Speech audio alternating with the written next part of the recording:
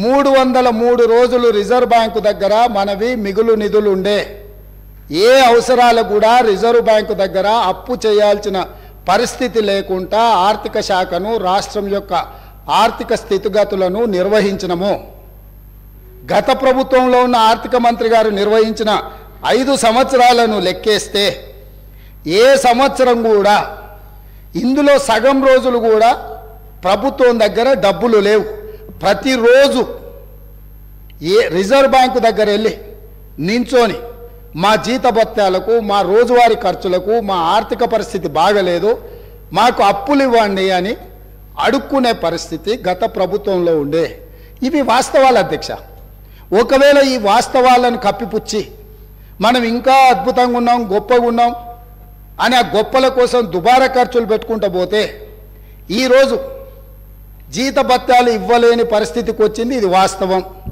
జీతాలు ఇవ్వడానికే అభివృద్ధి సంగతి దేవుడెరుగు సంక్షేమం గురించి చర్చించాల్సిన అవసరం లేదు ప్రభుత్వ ఉద్యోగులకు జీతాలు ఇవ్వలేకపోవడం వల్ల ప్రభుత్వ ఉద్యోగస్తులు బ్యాంకులలో తెచ్చుకున్న లోన్లకు వాళ్ళు ఇచ్చిన పోస్ట్ డేటెడ్ చెక్కుల వల్ల ఆ చెక్కులు బౌన్స్ అవ్వడం వల్ల వాళ్ళ సిబిల్ స్కోర్ పాడైపోయి ఈరోజు వాళ్ళకు కూడా ప్రభుత్వ ఉద్యోగులకు కూడా బ్యాంకులలో అప్పు పుట్టని పరిస్థితి వచ్చి ఇవాళ ప్రభుత్వ ఉద్యోగులను కూడా బ్యాంకు లోన్లు ఎగవేతదారుల కింద ఈరోజు బ్యాంకులు చూడాల్సిన పరిస్థితి ఈ ప్రభుత్వం కల్పించింది తద్వారా ప్రభుత్వ ఉద్యోగులను కూడా బ్యాంకులను మోసం చేసే మోసగాళ్ళ కింద ఈ ఆనాటి రాష్ట్ర ప్రభుత్వము చిత్రీకరించే ప్రయత్నం చేసింది కొన్ని వాస్తవాలు కఠోరమైనవి మన కుటుంబ సభ్యుడైనా తప్పు చేసినప్పుడు తప్పును తప్పు అనకపోతే కుటుంబ పెద్దగా మనం కూడా తప్పు చేసిన వాళ్ళమైతాం ఆ తప్పులో భాగస్వాములమైతాం ఆ తప్పుకు సహకరించిన వాళ్ళమైతాం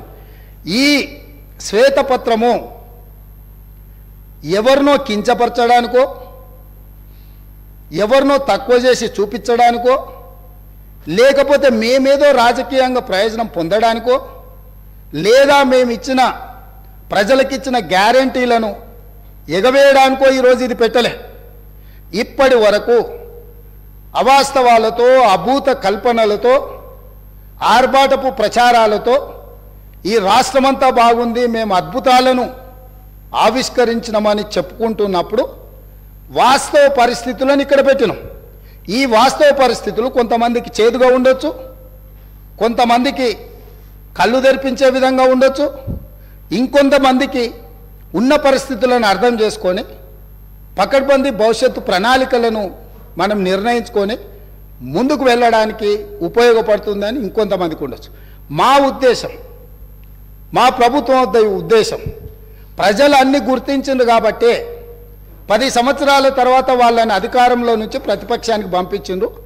మాకు అధికారాన్ని ఇచ్చిండ్రు అధికారం ఇచ్చిన 10వ రోజే ఎందుకు ఈరోజు ప్రజల ముందు ఈ వాస్తవాలన్నీ పెడుతున్నాము ప్రజలకు నిజాలు చెప్పి మనకున్న పరిస్థితిని వివరించి కష్టమైన ఈ ప్రభుత్వం నిస్సహాయులకు సహాయాన్ని అందిస్తుంది అర్హులైన వాళ్ళకు అవకాశాలు ఇస్తుంది మీకు అండగా నిలబడుతుంది అని చెప్పడానికి ప్రభుత్వం ప్రయత్నం చేస్తుంది అధ్యక్ష ఇందులో ఎవరు వ్యక్తిగతంగా తీసుకోవాల్సిన అవసరం లేదు అధ్యక్ష దీంట్లో ఏముంది మేము ఈ మొత్తం నివేదికలో ఎక్కడైనా 42 పేజీల నివేదికలో ఎవరినైనా నిందించినట్టు కానీ ఎవరినైనా వ్యక్తిగతంగా దూషించినట్టు కానీ ఇక్కడ నివేదికలు ఉన్నాయి అధ్యక్ష మాజీ మంత్రి గారు మాట్లాడతారు పక్క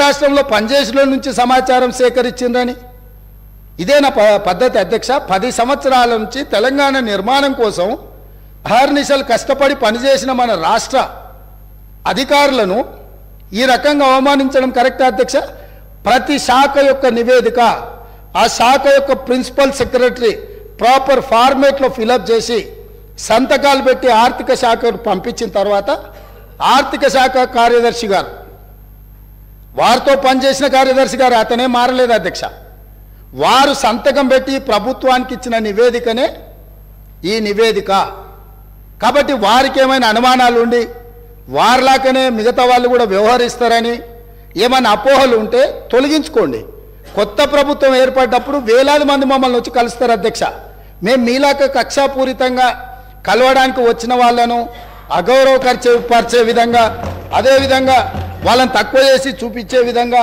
ఇట్లా చేయము అధ్యక్ష. ఒకవేళ అట్లనే అనుకుంటే అధ్యక్ష, ఒక్క మాట అడగదలుచుకున్నా, మీరేదో వివరాలు బయట పెడతామని అంటారు. నేను ఒక ఫోటో మీకు చూపించదలుచుకున్నా అధ్యక్ష. ఈ ఫోటో చూడండి. వీరు ఇక్కడ పక్కన ఉన్నాయన డాక్టర్ వైఎస్ రాజశేఖర రెడ్డి గారు కీర్తిశేషులు. ఈ పక్కన ఉన్నది ఎవరో మీకు తెలుసు కదా అధ్యక్ష. వీరు ఆ రోజు స్వయంగా వెళ్ళి ఆనాటి ముఖ్యమంత్రి గారిని వ్యక్తిగతంగా కలిసి వాళ్ళ మధ్యలో ఏం చర్చ జరిగిందని నేను వివరాలలో జోలికి వెళ్ళదలుచుకోలేదు అధ్యక్ష.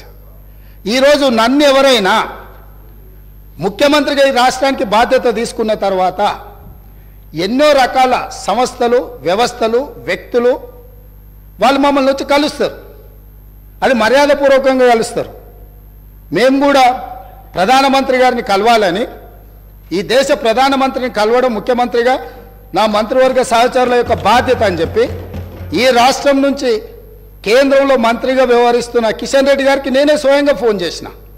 సిద్ధాంతపరంగా మేము భారతీయ జనతా పార్టీని విభేదిస్తాం, కానీ రాష్ట్ర ముఖ్యమంత్రిగా నా కర్తవ్యము నా రాష్ట్రానికి, మన రాష్ట్రానికి కావాల్సిన నిధులను తెచ్చుకోవాలన్నప్పుడు రాష్ట్ర కేంద్ర ప్రభుత్వాల మధ్యన సత్సంబంధాలు ఉండాలి అని మేమే ఒక అడుగు ముందుకేసి కేంద్ర మంత్రి కిషన్ రెడ్డి గారికి నేను స్వయంగా ఫోన్ చేసిన.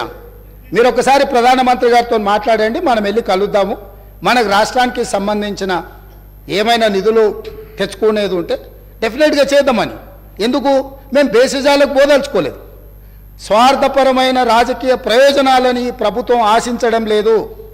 తాత్కాలికమైన లాభాల కోసము మేము ఎలాంటి దుందుడుకు చర్యలకు మేము పాల్పడదలుచుకోలేదు అధ్యక్ష.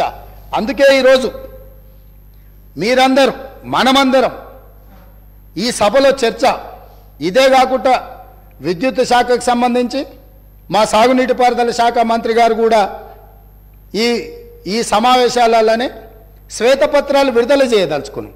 ఎక్కడైనా ఎప్పుడైనా ఎవరైనా కొత్తగా బాధ్యతలు చేపట్టినప్పుడు మనకున్న పరిస్థితులను ప్రజలకు వివరించడం ద్వారా, వాళ్ళ నమ్మకాన్ని, విశ్వాసాన్ని చురగొనడం ద్వారా, ప్రతిపక్షాల వైపు నుంచి సహకారం, సలహాలు, సూచనలు తీసుకోవడం ద్వారా బలమైన రాష్ట్రంగా నిర్మించాలనేదే మా ఉద్దేశము.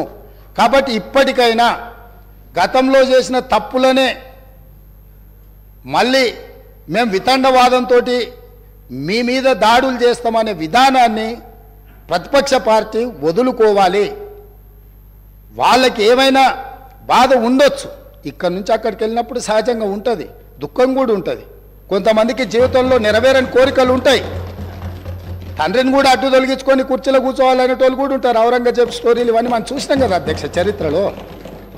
సో వీటన్నిటిని దృష్టిలో పెట్టుకొని వాళ్ళ కుటుంబంలో ఉండే తగాదాలను తీసుకొచ్చి సభలో ప్రస్తావించడం ద్వారా సభ యొక్క ఔన్నత్యాన్ని, గౌరవాన్ని తగ్గించే విధంగా వ్యవహరించొద్దు.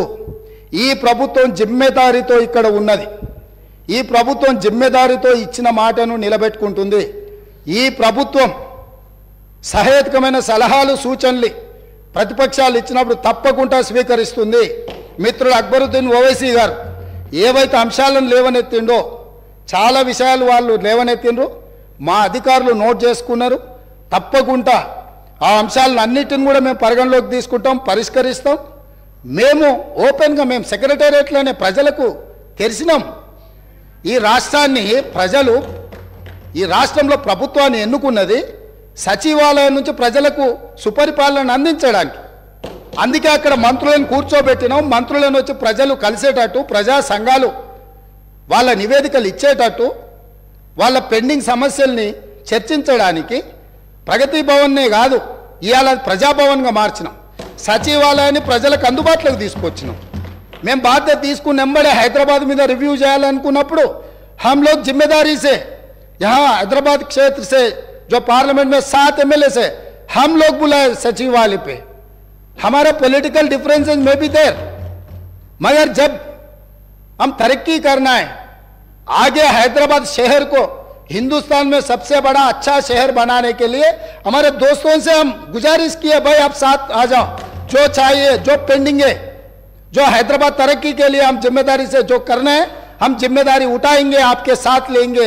हम सरकार चलाने के लिए आज जिम्मेदारी से यहाँ से मैं हमारे MIM पार्टी को चुनाव में जो है आपका मर्जी आपकी है, हमारा मर्जी हमारी है, जो पार्टी हमारा चुनाव लड़ना है हमारे हमारे तरीका से लड़ेंगे।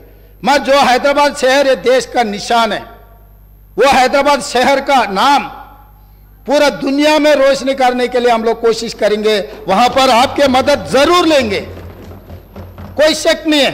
ड्रग्स के बारे में आप सामने आके 2 कदम आके हमारे मदद दी, हम धन्यवाद कर रहे हैं, क्योंकि ड्रग्स को इराडिकेट करना है हमारा जिम्मेदारी है। हमारे बच्चे हमारे परिवार है, जो पंजाब को देखने के बाद भी हम नहीं सुधरे तो दुनिया कोई भी अपने को माफ नहीं करने वाले। इसीलिए यहां से मैं जिम्मेदारी से यकीन से मैं वादा कर रहा हूं, ये सरकार को अच्छा चलाने के लिए, ये पूरा तेलंगाना में जितना जनता है उनके भला के लिए, उनके वेलफेयर एंड डेवलपमेंट के लिए, खासकर माइनॉरिटी, वो maybe Christian minority, Muslim minority, Sikh minority और any other minority, minority majority में कोई अंतर नहीं है। माइनॉरिटी के जो फंडामेंटल राइट्स हम बचाए, हम सेक्युलर फैब्रिक है, ये सेक्युलर फैब्रिक बचाने के लिए ये देश में कुर्बानी की है महात्मा गांधी जी ने, इस देश में कुर्बानी की है, शहीद हुए इंदिरा गांधी जी ने, इस देश में शहीद हुए राजीव गांधी जी ने, इस देश में सोनिया गांधी जी और राहुल गांधी जी ने पदवी त्याग किए। कभी प्रधानमंत्री राष्ट्रपति मौका मिले तो भी दूसरों को, जो जिम्मेदारी लोगों को, वो कुर्सी पे बिठाए।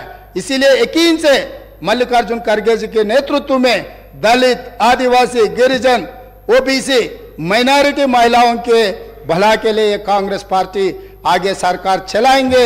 आप लोग कभी भी 24 घंटा कभी भी आपको कुछ सरकार को सुझाव देना है तो हम लोग वेलकम कर रहे हैं। धन्यवाद अध्यक्ष।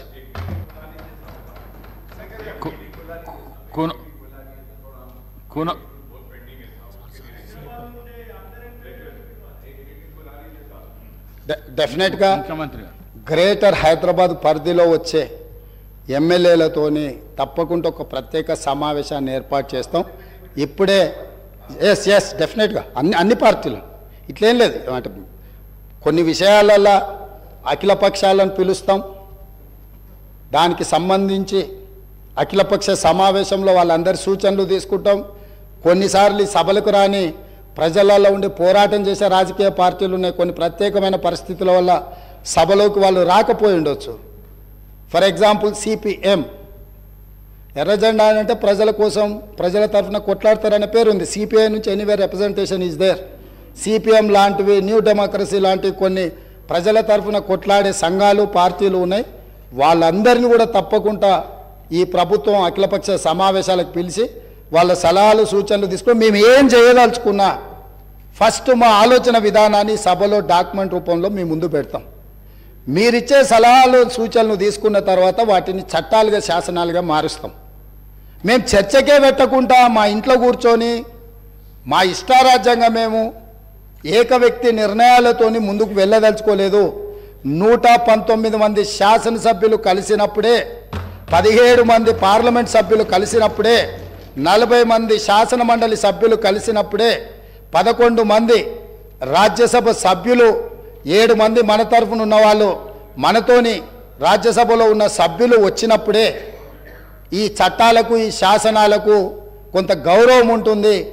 ఆ అంశంలో అందరినీ పరిగణలోకి తీసుకొని తప్పకుండా ముందుకు వెళ్తామని చెప్పి మీ ద్వారా సభ్యులందరికీ నేను చెప్పదలుచుకున్నాను అధ్యక్ష. ధన్యవాదాలు. కూనమనేని సాంబశివరావు గారు.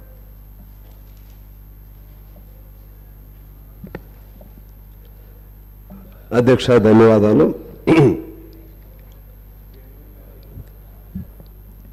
రాష్ట్రంలో అంటే ఉమ్మడి రాష్ట్రం 1956 నుంచి 2014 వరకు